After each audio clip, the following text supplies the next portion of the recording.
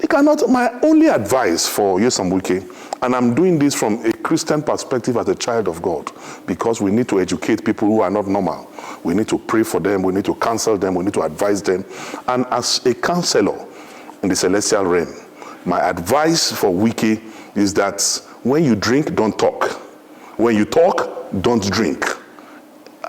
That will help him a lot to come out of all these malicious practices. And moreover, he said, if Kogi people vote, if I win the ticket of PDP, he will not support PDP. There was no time in history that Wike would support PDP in Kogi State.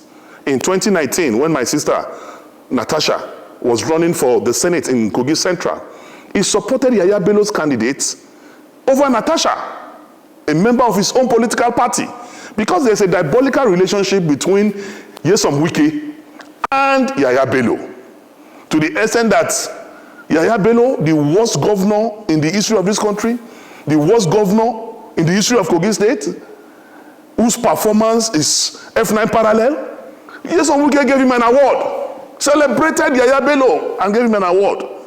So we know they have a diabolical relationship, to the extent that Wike is the mentor of Yaya Bello.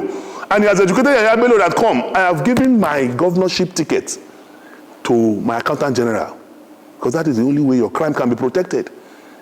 And that is exactly what I heard Yaya Bello too is trying to do now in Kogi State too, to appoint his accountant general as his gubernatorial candidate. But one thing is that God is above man. I believe, as a child of God, I believe in God. I believe in Trinity. I believe in the capacity and enablement of God. And Wike will be alive when I will be governor. I will be in Lugard House by the special grace of God. Wike have only few weeks to live as governor.